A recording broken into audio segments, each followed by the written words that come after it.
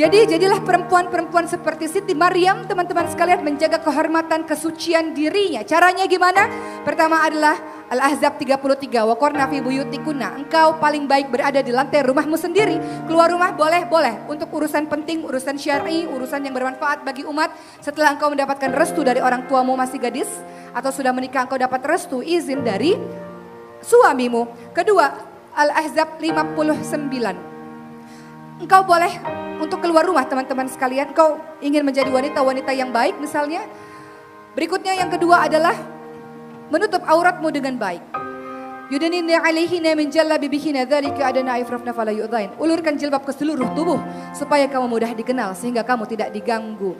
Maka pakailah kerudung yang membuat dirimu sebagai wanita terhormat, bukan kerudung yang sebagai perhiasan. Ada kembang 7 rupa di atas kepala misalnya, atau kerudung sakaratul maut. Tahu kerudung sakaratul maut?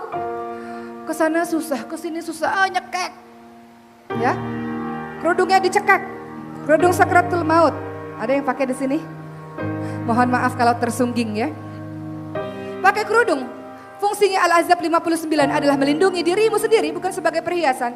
Jadi gak usah ribet pakai kerudung. Ada orang ribet pakai kerudung, pentulnya 20. Giliran azan Allahu Akbar nih gimana mau wudhu ya. Susah nih pakai kerudung 2 jam nih. Akhirnya wudhunya begini. Takut kerudungnya rusak, teman-teman sekalian.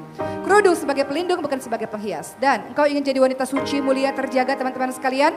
Apa yang kau lakukan tidak berkhalwat, tidak berdua-duaan, tidak ikhtilat, tidak campur baur. Sebagaimana anak-anak Nabi Syuaib alaihissalam dalam surah Al-Qasas, surah ke-28, ayat ke-25. Bagaimana mereka menjaga kesucian diri mereka, teman-teman sekalian. Ketika berjalan, wajar saja. Dan berbicara singkat, padat, jelas kepada laki-laki ajnabi. Bukan perempuan-perempuan yang aku lagi ada masalah nih, siapa? Akhi, aku lagi ada masalah dengan suamiku sendiri, tolong aku akhi. Atau para gadis, selamat buka puasa akhi, jangan lupa sholat tahajudnya ya, dan sebagainya. Apa yang kau lakukan? Melemah lembutkan suaramu di depan laki-laki ajnabi, apalagi di depan suami orang. Ada gak yang gitu? Di sini semuanya wanita suci terhormat insya Allah. Jangan pernah berlindung pada Allah dari pelakor dan jangan pernah jadikan diri kita sebagai seorang pelakor insya Allah. Baik, tahu pelakor? Kok gaul? Apa pelakor? Berebut laki orang, gak ada kerjaan sih soalnya jadi suka ganggu suami orang. Ya, atau kita berlindung dari Allah dari wanita-wanita yang sedemikian ya. Bagaimana caranya engkau ingin jadi wanita mulia, terjaga, terhormat, menjaga kesucian dirimu seperti Siti Maryam? Baca surah Al-Qasas ayat 25. Bagaimana anak-anak Nabi Syuaib ketika ditolong oleh Nabi Musa.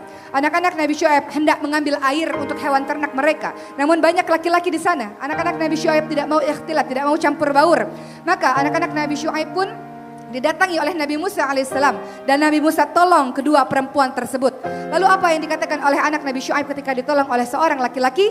Apakah mereka mengatakan, makasih ya Allah kamu tuh baik banget. Kalau nggak ada kamu aku nggak tahu deh kayak gimana hidup aku. Makasih ya ampun. Apakah begitu? Atau dengan kalimat singkat padat jelas seperti yang diucapkan, yakni dalam surah ke-20, surah Al-Qasas ayat 25. Faja'athu ihdahuma tamshi 'ala istihya qalat inna abi yad'uka liyajziyaka ajra ma saqaita lana. Kemudian datanglah kepada Musa salah seorang dari kedua perempuan itu berjalan dengan malu-malu dan berkata, sesungguhnya ayahku mengundangmu untuk memberi balasan sebagai imbalan atas kebaikanmu memberi minum ternak kami. Titik. Singkat, padat, jelas, gak macam-macam ngomongnya, gak aneh-aneh ngomongnya, gak curhat panjang-panjang kepada laki-laki ajnabi, laki-laki asing. Itu adalah langkah untuk menjaga kehormatan kesucian dirimu wahai teman-teman sekalian. Dan Siti Maryam juga termasuk orang yang sabar, tabah, luar biasa ketika menghadapi fitnah yang sangat keji. Ia difitnah ketika lahir bahwa Nabi Isa alaihissalam dalam gendongannya pulang ke Palestina, ke kampung halamannya. Orang-orang mengatakan, engkau wanita pelacur, engkau wanita penzina, orang tuamu baik, kau berasal dari keturunan baik, bagaimana engkau punya anak gak punya suami? Nabi Isa alaihissalam lah yang menjelaskan semuanya. Siti Maryam diam karena diperintahkan oleh Allah diam, apapun yang terjadi diam, puasa bicara. Dan Nabi Isa alaihissalam menjelaskanlah semuanya apa yang terjadi sesungguhnya, siapa dirinya sesungguhnya. Bahwa dia adalah Nabi Allah yang diperintahkan untuk bersujud, ruku kepada Allah Subhanahu wa taala, mengajak orang lain kepada kitab Allah Subhanahu wa taala. Begitulah teman-teman, bagaimana kisah dari Siti Maryam. Saya berharap dengan ucapan saya yang cepat ini, teman-teman semua bisa memahami bahwa sebagai ibu, kita punya kewajiban untuk punya cita-cita besar kepada anak-anak kita. Dengan nama yang baik, dengan doa yang baik, dengan pengasuhan yang terbaik, dengan nutrisi makanan yang terbaik untuk anak-anak kita. Setiap orang tua ingin anak-anaknya jauh lebih hebat daripada orang tuanya, betul? Setiap orang tua tidak ingin anak-anaknya mengulangi kesalahan yang sama seperti yang dilakukan oleh orang tuanya, betul? Maka kita ingin anak-anak kita harus lebih hebat daripada kita. Penerus perjuangan Rasulullah SAW belajar dari keluarga Imran. Dan para gadis, jagalah kesucian dirimu, kemuliaan dirimu, kelak engkau akan diberikan laki-laki yang baik. Sebagaimana dalam firman Allah dalam surah An-Nur 26. Perempuan baik-baik untuk laki-laki baik-baik. Laki-laki baik-baik untuk perempuan baik-baik. Perempuan keji, laki-laki keji untuk perempuan yang keji. Jaga kemuliaan dirimu, kesucian dirimu. Engkau mahal teman-temanku. Engkau mahal dan engkau berharga. Jangan sampai engkau rusak kesucian dirimu dengan perkara hawa nafsu yang cuma beberapa saat saja.